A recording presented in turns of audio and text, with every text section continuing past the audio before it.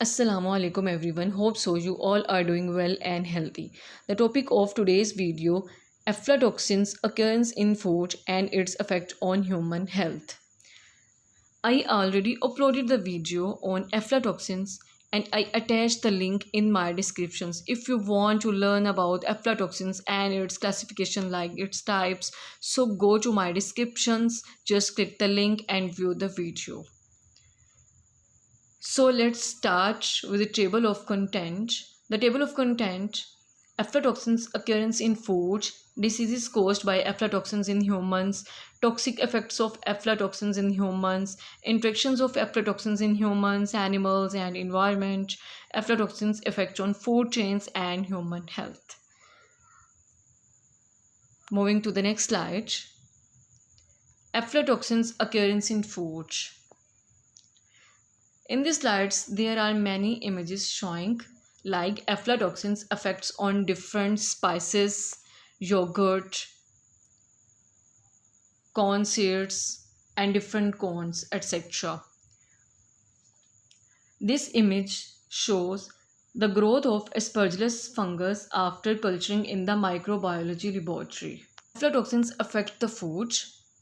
Aflatoxins producing by Aspergillus fungus. Aspergillus spores present in our environment have very high amount. Aflatoxins affect cereals, oilseeds, tree nuts, spices and others. In cereals, maize, sorghum, rice, wheat, barley affected by aflatoxins like Aspergillus species. In oilseeds, groundnuts, soybeans, sunflower, cotton, etc. are also affected by Aspergillus and cause aflatoxins. In tree nuts, pistachio, almond, walnut and coconut are also affected by Aspergillus species and cause aflatoxins in this.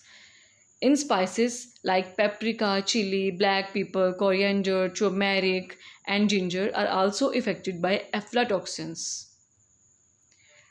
Others like milk, cheese, meat and eggs are also affected by aflatoxins.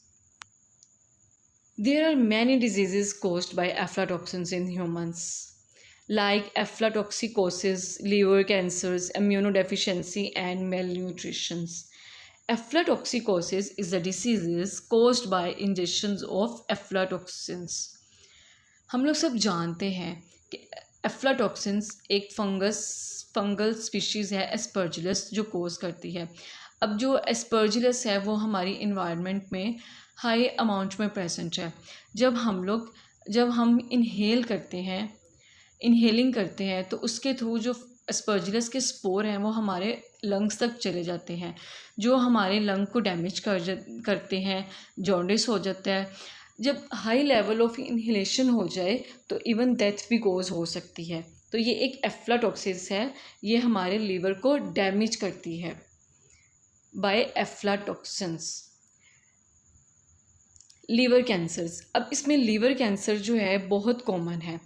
अब high amount में जब हम लोग inhaling करते हैं तो liver में ये लीवर कैंसर कोज कर देता है, जिस वजह अब पूरी दुनिया में ये एक बहुत कॉमन है।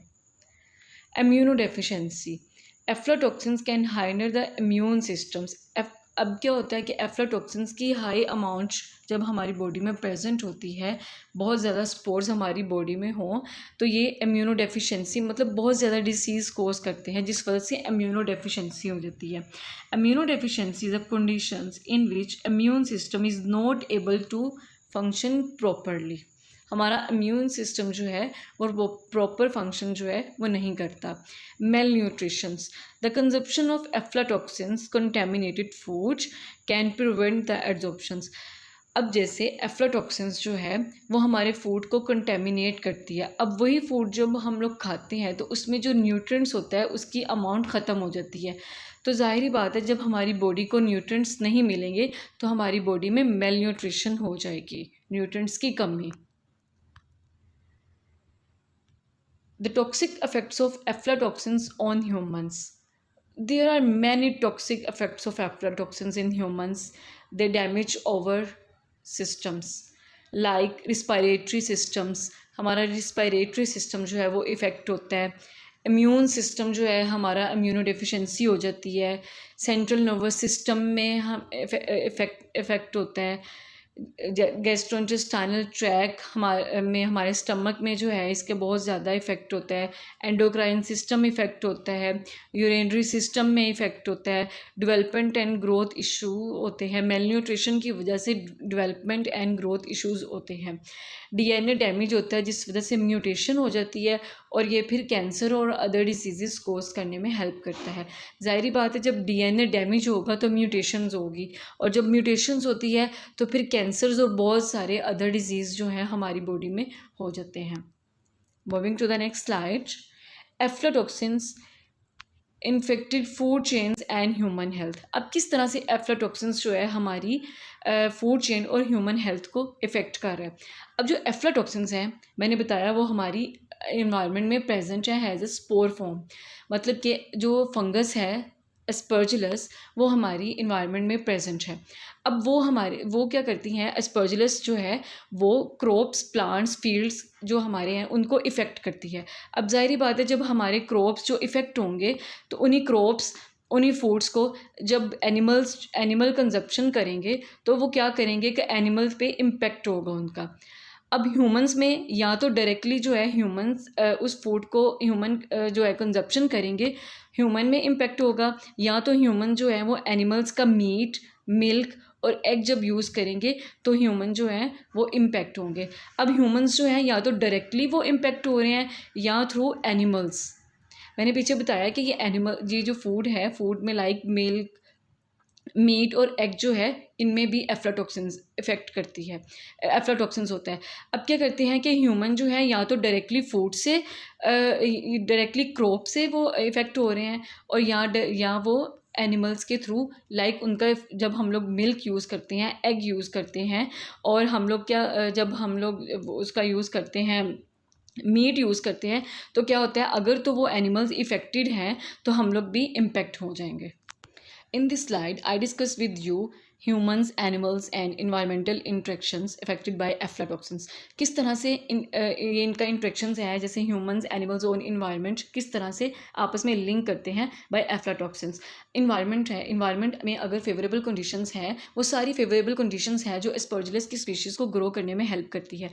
तो क्या होगा कि एस्पर्जिलस फंगस है वो ग्रो हो जाएगी। अब वही एस्पर्जिलस फंगस वो क्या करेगी, वो फील्ड और क्रॉप्स को कंटेमिनेट कर देगी। अब वही फील्ड और क्रॉप्स जब एनिमल कंजप्शन करेंगे तो एनिमल को इम्पेक्ट करेगी और जब ह्यूमन कंजप्शन करेंगे तो ह्यूमन जो है वो ह्यूमन को इम्पेक्ट करेगी। ह्यूमंस जो हैं डायरेक्टली एनिमल से भी इम्पेक्ट हो सकते हैं। ज़ाहिर बात है वो जब ह्यूमंस जो है वो एनिमल का एग, मिल्क और मीट जब यूज़ करेंगे तो वो इफ़ेक्ट करेंगे। अब ह्यूमन में क्या होगा, ह्यूमन कंजप्शन में जब जो इन्फेक्ट्स हैं वो जब मदर मिल्क जो है वो यूज़ करते हैं, मदर मिल्क जो पीते हैं, तो वो क्या होगा कि जो इन्फेंट्स है, बच्चे भी हैं जो हैं वो इससे मुतासिर होंगे।